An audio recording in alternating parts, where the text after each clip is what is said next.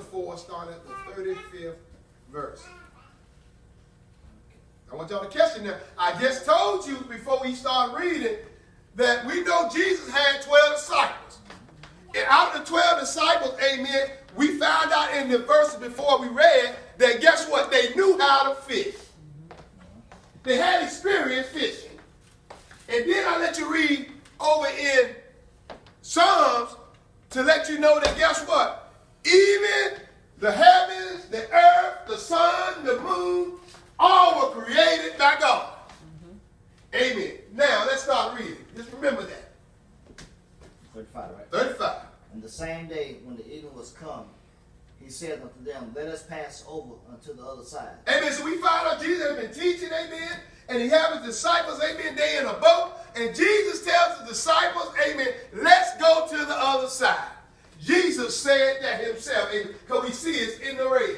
Read, Deacon James. And when they had sent away the multitude, they took him even as he was in the ship, and there was also with him other little ships. Amen. So we find here, amen, that guess what? Jesus in the bigger ship, there are little ships, amen, following him, amen. Guess what? One thing about in your life, walking for Christ, amen, living for the Lord, there are going to be people watching you. There will be people watching you. Read, Deacon James. All right. And there arose a great storm of wind, and the waves beat into the ship, so that it was now full. Amen. Listen, now we find out that guess what? Now the ship is full of water. But I ask you today, amen, how come it took him so long to wake up Jesus? Let me tell you why it probably took him so long to wake up Jesus. What I found out, y'all, is when we used to, and we familiar with a thing, amen, we rely more on ourselves than the Lord. We find here today, I told you earlier they were fishermen. So they probably said, well, guess what? We know how to fish. We know how to operate this boat. We can do this on our own. But I found out, you remember Jesus told those disciples that fished? You know what he told them when he called them to ministry? He said, listen, I'm going to make you fishermen of men. We got to realize, I found out something, y'all. When we get saved, amen, guess what? We can't do things on our own. We were bought with a price. We belong to the Lord. Things we should do that we familiar with, we can't do that in ministry. We're going to have to let God lead and guide us, amen, and do the things he called us to do. Listen, I told you the folks know how to fish. Listen, it wasn't nothing wrong with fishermen. But I found out through study, fishermen was a craft that you didn't need a lot of skill to do. They were for common people. But amen, what I found out, amen, Jesus used common people, amen, to do his will. And listen, we have to remember something. We got to let Christ lead. Amen. Listen, we found out Jesus on board of the ship. But they didn't go get Jesus until the boat was about to go down. Don't wait until the boat is about to go down. Don't wait until the trouble is about to take you out before you call on Jesus. Listen, you can't be in charge. You got to let him be in charge. He got to lead and guide you, because if you don't, you will be in trouble and you will find yourself in a storm. Listen, if either you in a storm or you coming out of a storm. Listen, ain't nothing wrong with the storm, amen. God uses the storm, amen, to let us know we need him. I told you over in Psalm, guess what? Jesus, guess what? He created the sun, the moon, the stars. He created all of that. That's why it didn't surprise me when he went out there and told that peace be still.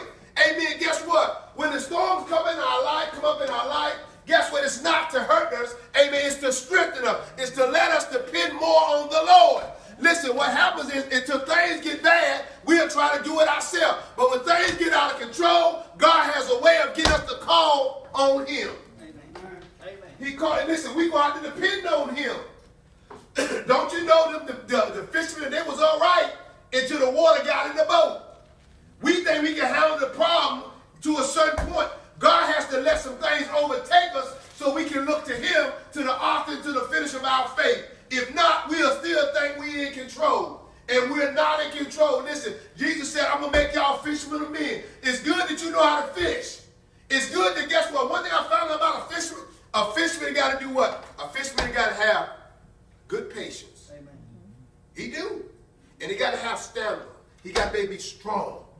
And then even if you notice when Jesus and them fish, they fish with a net.— And one thing about fishing, when you're fishing for men, One thing about a fish, a net, you catch all kind of stuff. And you have to go through to separate the good from the bad. But one thing Jesus requires us to do, amen, Jesus requires us to go out and fish. No matter what comes in the net, amen, Jesus is going to do the separating in the end. But I'm finding out, amen, we're going to have to continue to be obedient to what God called us to do. Listen, the storms ain't coming to take us out. But you know what the storms reveal? The storms reveal something, amen, in their lives. Read, Deacon James. Let's show you what the storm. See, there's nothing wrong with the storm. See, at first when I used to read and study that, I was always thinking, God, that storm came. But I realized, guess what? God controlled the storm too.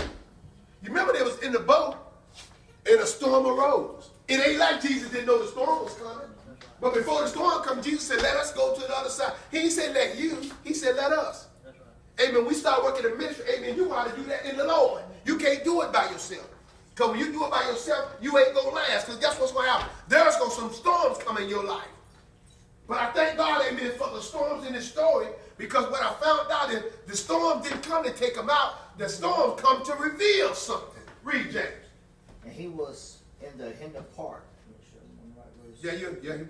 And he was in the hinder part of the ship, asleep on a pillow. And they wake him and say unto him, Master, carest thou not that we perish? Now listen, Jesus in the ship now. Now Jesus ain't pacing the floor. He ain't doing none of that. Listen, and the Bible said the boat was full of water. Taking on water. And you notice that they specified that Jesus was in the lower part of the ship and he was asleep on the pillow. Deacon James, there's some things, storms raging our life. We pulling our hair out and don't know what to do. And Jesus just waiting on us to wake him up. Waiting on us to call on him. Because listen, words in the Bible mean something. Sister Terry, do you know when the storms was raging and the ship was about to overtake them, they thought that Jesus was asleep, Jeff, on a pillow. He was relaxing. When everybody said, Lord, you don't care if we perish? Huh? But Jesus still stayed. If the situation you in don't get Jesus up, it shouldn't keep you up. But when you look to the author and the finisher of your faith, you know what I'm learning? I said, Lord, I want to be down there asleep with you. If it don't bother you, I don't want it to bother me. But see, God knows us. He made us. He knows we just dust. But watch it, I told you, the storm came to reveal something. Read, Deacon James. All right. Let me see. 38, right? Yeah. No. You finished 30? Yeah, 39. And he arose and rebuked the wind and said unto the sea, Peace, be still. And the wind ceased, and there was a great calm. Listen, all he did was woke up from the sleep, spoke a word, and guess what? It obeyed. See, I told you the storm was nothing for Jesus, but the storm came to reveal something. See, I thank God. How many people try to increase their faith? Amen. If you want to try, you want to increase your faith. But listen, there are some storms that come up not to take you out, not to drown you, but the storm come to reveal something. Because Jesus used the storm to reveal something to his disciples. Amen. They were good fishermen, Deacon James. They knew how to operate a boat. They probably been in so many storms over a lifetime, and they knew how to handle it. Because some of them were fishermen by trade, had a business. But guess what? When you come into God, amen, there's some things you can't do the way you used to do it. You're going to have to think the way God say think. Listen, for those that, folks, listen, he said you're supposed to pray for those that despitefully use you. Listen, and before you got saved, you said, I ain't doing that. That don't make sense. I don't know about you. When I got saved and I read that in the Bible, I said, Lord, why would I got to pray for somebody trying to take advantage of me? But guess what? I had to take on the mind of Christ. I can't do it the way I want to do it. Listen, we realize Jesus was on board on the ship. We got to realize Christ is in our life. Christ living on the inside of us, and we're going to have to depend on him. Amen. A lot of us going through a lot of stuff we got going on in our life because guess what? We ain't calling on Jesus. We trying to fix it ourselves. So guess what Jesus does? He allows the storm to intensify because he waiting on us to do what? Wake him up. What do you mean wake him up? Call on him. He wants us to call on him. Listen, and that's a shame, that Jesus sleep and just relaxing because we ain't taking advantage of them. We ain't using it. Jesus wants to fight the battle.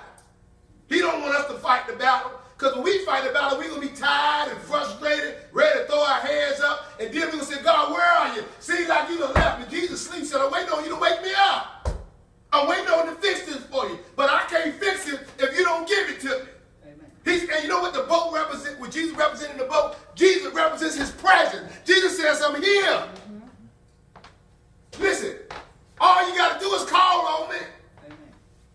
And listen, he wants to fix it, and then he gets up, and watch this, and the very thing that's bothering you, the very thing that's troubling you, the storm, you know what he said? He spoke to it and said, peace be still.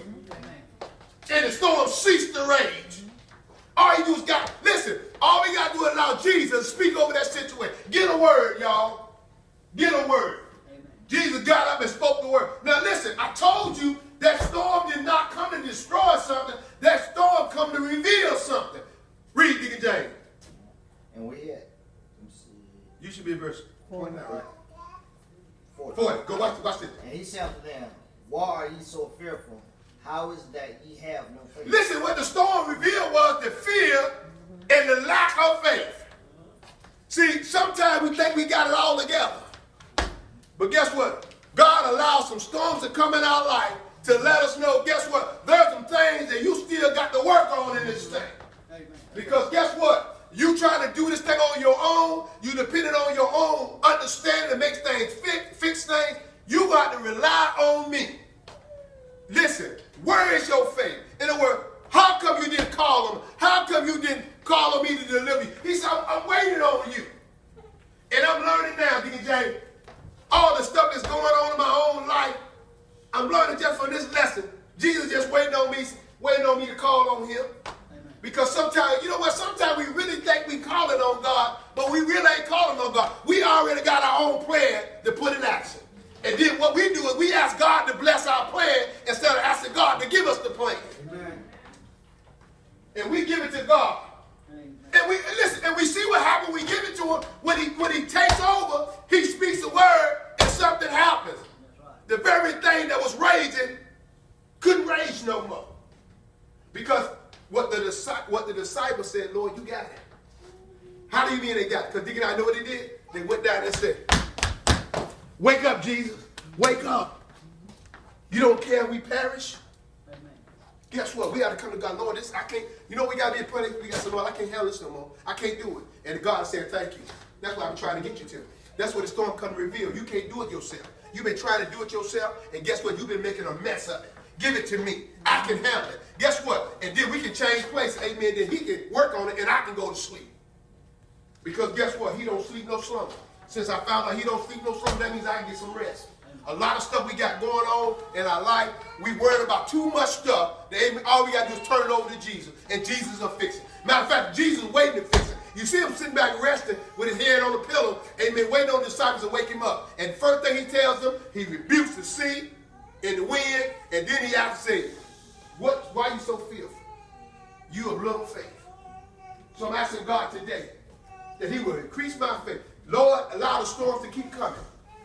But in the midst of the storm, God, allow me to see you even the more. God, allow me to call on you even the more in the midst of my storms that I face. Because I can't do it by myself. It's going to take you to fix it. But it's going to take me to realize it's going to take you. Because I can't do it myself. So today, I encourage you today, no matter what you're facing, no matter what the storm is, amen, because guess what? Christ knows every storm you're going to face. But what he wants you to do is, amen, he wants you to allow you to go through it in him. He said, cast all your cares upon him, for he carried for you. So guess what? Listen, you hear me? I say I'm trying to learn, Deacon James, how to put my trust and confidence in him to the place when the storm comes.